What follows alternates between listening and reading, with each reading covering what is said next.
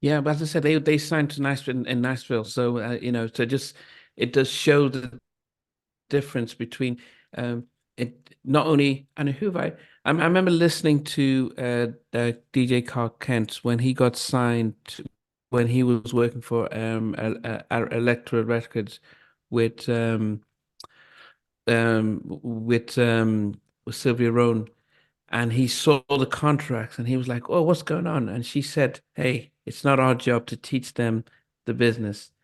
Yeah. It's their job to learn and understand and know what they're signing." And he was, troubled by it, but he had to be the company guy. And it seems as if, there's that sense of, hey, you want the opportunity, you get yourself the advice. Yeah, the best advice, the best thing that I've ever heard somebody say is before I say this, let me just put it in some context. When we got our second deal, which was with Motown, um, the our lawyer was a man, Larry Rudolph. And Larry Rudolph, I mean, he went on to manage like, let's say, Britney Spears and like all these different groups and stuff Mm. that went blew up and pop. But Larry Rudolph told us, he said, I don't want to throw anybody under the bus, but there was a part of a contract because it was more than one contract at the same time. It was a production contract, Okay. it was a contract, and it was a publishing contract. Okay. I won't get into the specifics, but I'll say with one of them, he said, I wouldn't sign this. This I wouldn't sign. And he said, I'm gonna say this without man. He marked it up, you know? And then when they got it back, they said, what is all this markups? And you guys are gonna lose your opportunity. And then you feel pressure at a teenager. Mm. You know what I'm saying? This is it. This is your only shot. So, and everybody's signing it. They're all doing it, you know. It's that kind of thing. But the best advice I've ever been given was by a man named Tyrone Williams, someone who I really deeply admire. Tyrone Williams he ran Cold Chillin' Records. So this would be Mm. Big Daddy Kane, Biz Markie, Roxanne Mm. Shante, and Big Daddy, you know. So he said the label's lawyer is going to create a contract that leans heavily in favor of the label. You get a lawyer, and your lawyer wants to get it to lean in your direction. In the end, y'all are supposed to come to a middle ground or agree. In Mm. time, Ron Williams said, if you can't get to that point where you agree, leave it alone. And that is where the hard part is for a lot of the artists, especially in that time, because there was no hop on YouTube and become a star, hop on Yeah, yeah. Instagram, or hop on TikTok.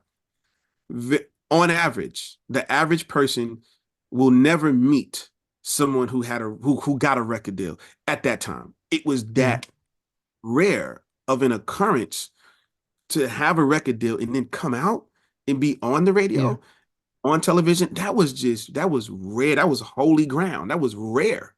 Hmm. So that's that's what happened to so many young people when it came to signing those contracts. We have to remember those contracts were signed. Everybody was young, very Yeah. young. You know? Yeah. And as you said, it doesn't matter how much you know, there's always stuff that they'll get you on. And there's always ways that they've been in it long time. And um, and actually the more you know, the less supported they become. I think Shanice, when I interviewed her, she mentioned because her mom knew about the business, the label started to say, we don't want to deal with this. Let me tell you something. I saw that happen with so many different people. Um, I, in fact, I put it to you this way. We were in a restaurant one time, myself, Brian, and Darren, and we just came off of Get It On Tonight, and we Mm. were in a restaurant with Terry Lewis, and Terry said, "This is when I really said, we had just met him." This is when I said this could last for a long time, and I still work with Jimmy and Terry. Terry said, "You know what I like about y'all? Y'all know the business." And then we said, "Wow, that's interesting because most people don't want to work with us because we know the business." And he said, "If somebody doesn't want to work with you because you know the business, then that means that they were not going to do right by you. That's what that means." He said, Mm, "But when I see that you guys know the business, it feels good because I say that's less things I have to explain to them." mm. You know? Yeah. Wow.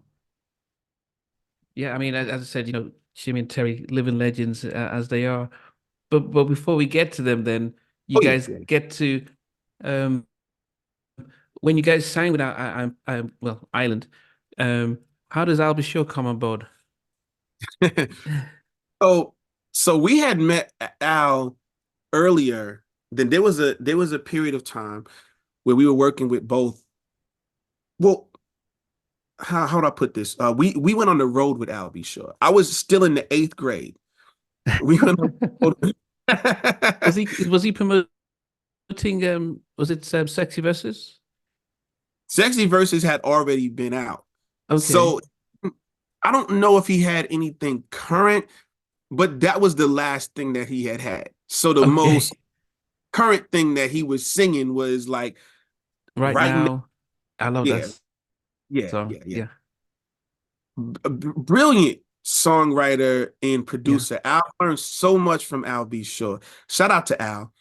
And I'm so proud of him, to see him make this comeback with his health. Yeah. Because no matter what we have planned in life, we can't do it unless we have our health. So to Yeah. see him back on stage singing, dancing, Yeah. and all that, I was like, Yeah. don't hurt yourself now. Don't hurt yourself. Say you ain't 19 no more. But it's great to see him back. I went on the road. We went on the road with Al B. Shaw singing. Bro, I was singing night and day. we was Yeah. we was singing "If I'm Not Your Lover." What was the other song? Rescue Me. Rescue Me. Yeah, yeah. Uh, off, Misunderstanding. off on Your Off on Own. Your Own Girl. Yeah, yeah. We're doing those songs, man. And then Al would have, because I was like a novelty. He would say, "Yo, dude is 13. Come here, sing this right quick." And I would be singing. And that's literally how I made a name.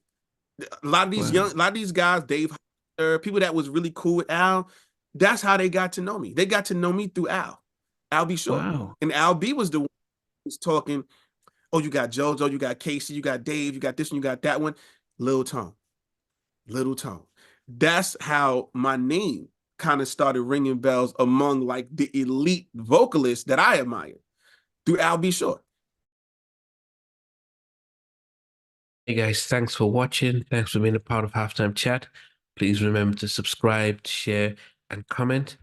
But most importantly, why don't you become a member of Halftime Chat? We've got amazing videos, amazing perks, and being able to support the channel. But anyway, thanks for watching. Take care. I never participated in that kind of